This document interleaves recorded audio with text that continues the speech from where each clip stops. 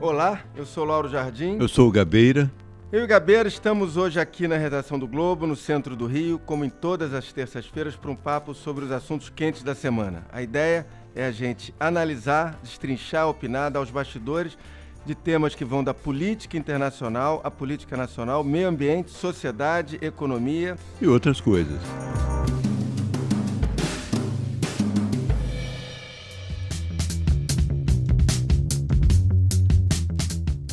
O Lauro Gabeira está disponível a partir das 5h30 da tarde, das terças-feiras, no site do Globo, no Spotify, no iTunes ou na sua plataforma preferida de áudio. Hoje, eu e Gabeira vamos conversar sobre a reforma ministerial do governo Bolsonaro. Com a ida do general Braga Neto para a Casa Civil, aliás, o Braga Neto está tomando posse hoje à tarde, dia que a gente está gravando aqui o programa. Com a ida dele para a Casa Civil, os militares ocupam a partir de agora todos os cargos de ministros que têm assento dentro do Palácio do Planalto. São 4 ministros, 3 deles generais de 4 estrelas. É o Braga Neto, como eu falei, na Casa Civil. No Gabinete de Segurança Institucional tem o general Augusto Heleno. Na Secretaria de Governo, o general Luiz Eduardo Ramos. E na Secretaria-Geral, o Jorge Oliveira, que, na verdade, é major da reserva da Polícia Militar. Quer dizer, se a reforma pudesse ser traduzida numa cor, ela seria uma reforma verde-oliva, né, Gabeira? Exatamente. Inclusive, os jornais de hoje anunciam que o governo está pensando em trazer mais um general Antônio Mioto, que é o comandante do Sul. Existe uma negociação com ele, já antiga. Eles estão apenas resistindo um pouco a deixar o Rio Grande do Sul e viver em Brasília.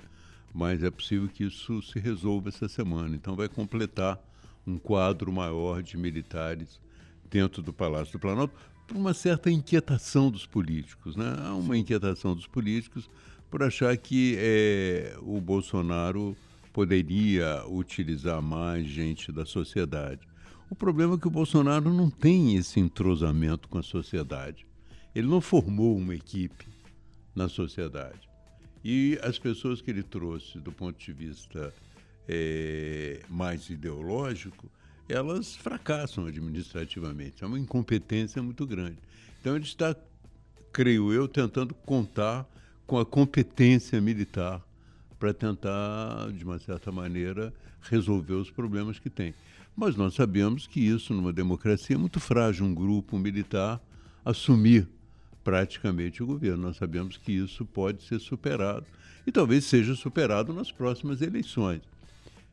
Havia também uma reflexão sobre a presença dos militares, porque pensava-se que os militares fossem um elemento de contenção, de moderação para o Bolsonaro. Mas, a julgar pelo general Heleno, essa contenção, essa moderação, às vezes não existe mais. Presidente da República desonesto tinha que tomar uma prisão perpétua. Isto é um deboche com a sociedade. Presidente da República desonesto destrói o conceito do país.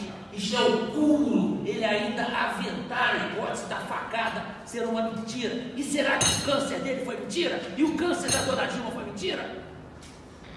Ele próprio passa a dar o tom para os generais. E os generais entram no tom.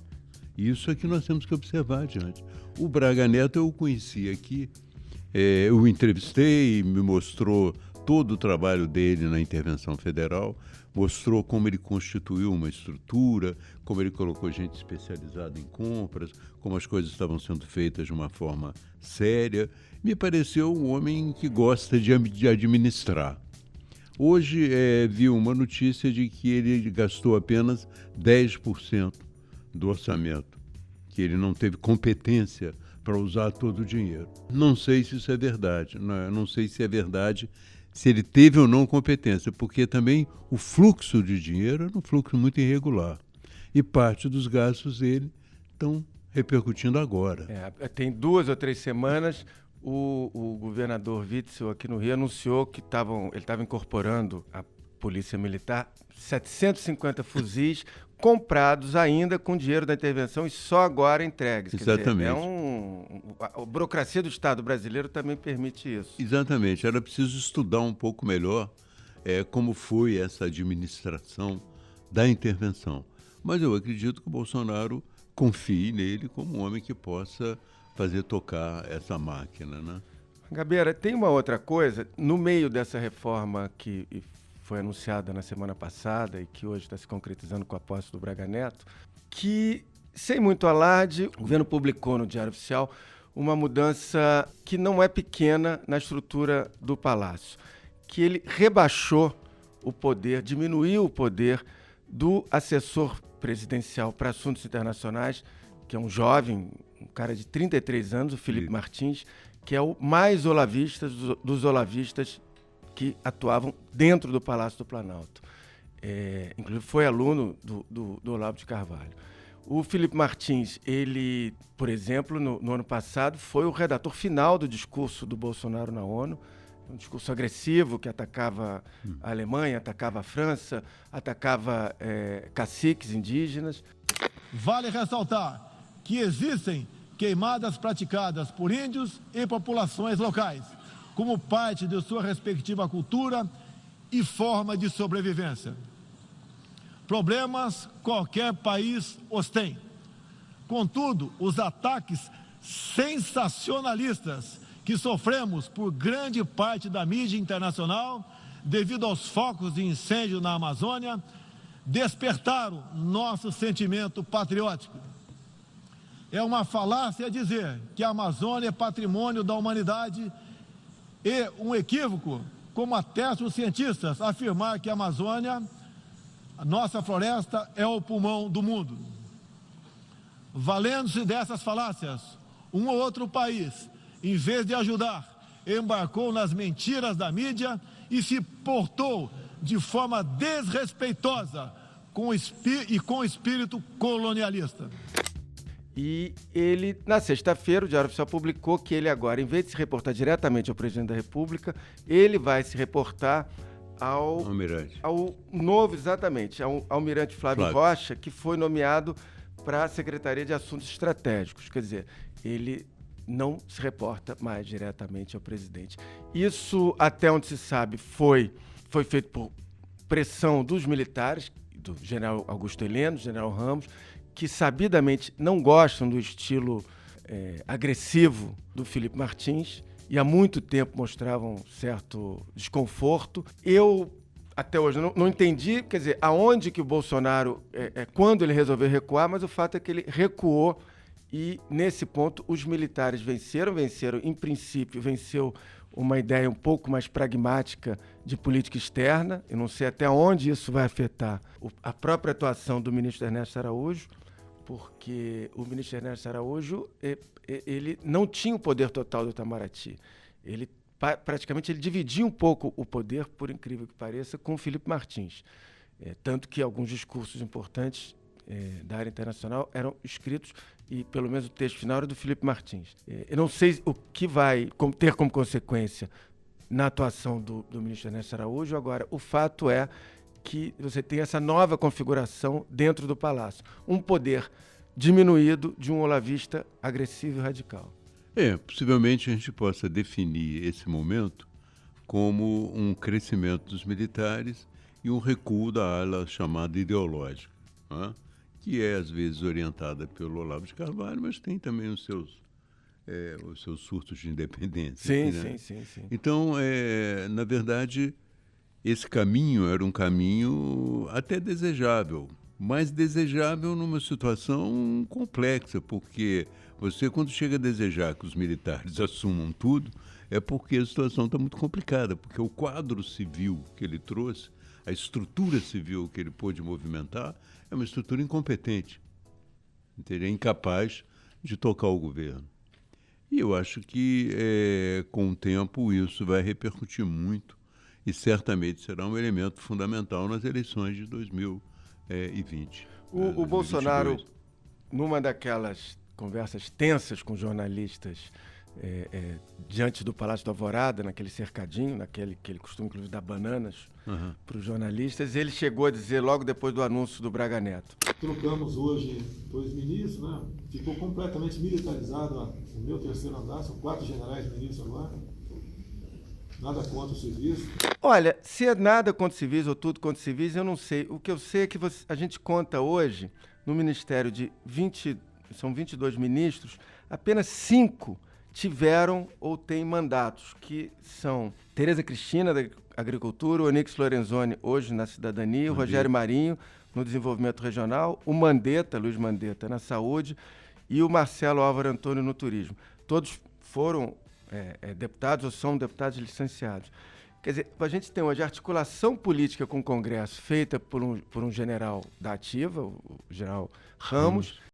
Sei da relevância dessa função para que nós possamos atingir os objetivos do seu governo, presidente. Eu estou muito honrado, consciente da responsabilidade dessa missão. Que nunca tinha tido experiência com políticos, que, embora seja uma pessoa muito afável, conversador e tal. Quer dizer, se o Bolsonaro, como ele disse, tem ou não algo contra os civis, não se sabe. Agora, ele tem apenas 5, não estamos falando de civis, mas 5 políticos no governo dele. Isso quer dizer, com certeza, alguma coisa. Claro, quer dizer alguma coisa, vai repercutir nas eleições de 2022 e é um elemento fundamental para a democracia. Até que ponto não é uma fragilidade democrática você concentrar o poder na mão dos militares no Palácio do Planalto. Agora, o Bolsonaro, no momento, ele não tem alternativa, parece, né? Porque se ele pode ter percebido que se ele der toda a força à ala ideológica, eles vão para o buraco muito mais rápido do que iriam, né? Então ele deve ter percebido que os caras não são políticos, né? Ele mantém um desses caras no Ministério da Educação, o Weintraub, mas você sabe que o Weintraub, né, cria uma série de dificuldades para o governo. Comparativamente, esse Enem é um Enem que teve o menor índice de problemas e de menor impacto. Ontem ele fez uma observação sobre a situação dele no avião e errou na concordância. Entende? Quer dizer, é um homem que ataca o idioma brasileiro cada vez que ele fala, entende?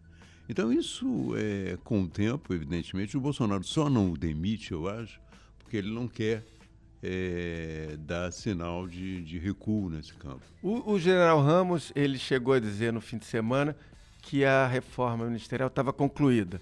Agora, eu acho que dá para imaginar como o Bolsonaro é um sujeito imprevisível e tem exatamente, pelo menos, um ponto que é o do MEC, do Ministério da Educação, em que claramente a situação não está resolvida. Acho que o Bolsonaro quer um tempo para arrumar talvez um lugar para o Weintraub. Os próprios militares que hoje rodeiam o presidente, eu posso afirmar, porque que eles, em conversa de bastidores, nenhum deles está satisfeito com o Weintraub. Aliás, o Weintraub, que no dia 15 de novembro, tuitou, enfim, foi para as redes sociais dizer que a República, na verdade, a proclamação da República foi uma quartelada e tal. Pode imaginar o quanto isso irritou os militares ao dizer que a proclamação da República por Deodoro da Fonseca foi uma quartelada. Quer dizer, aquilo já foi um ponto de inflexão.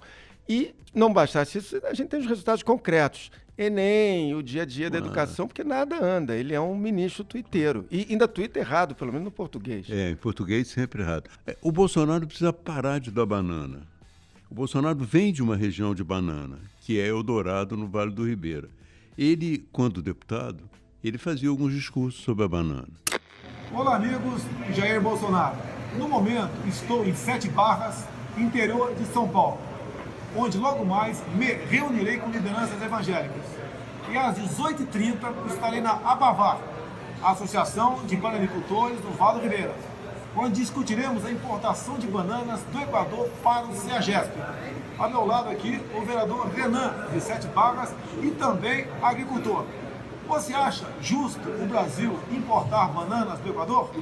Porque preciso parar de importar banana de outros países, nós temos que defender a nossa banana. Mas, uma vez instalado no governo, ele ainda não conseguiu formular uma política para a banana da região, porque a banana lá pode avançar muito. Eles estão produzindo, já houve até uma fábrica que já foi aos Estados Unidos, já expôs em Nova York os produtos da banana. A banana tem crescido muito como um elemento de alimentação no mundo inteiro, entende? Mas ele prefere ficar na banana simbólica, dar uma banana para as pessoas, para a imprensa. Não dá. Não dá. Vou dar uma banana para você, ok? Tchau aí.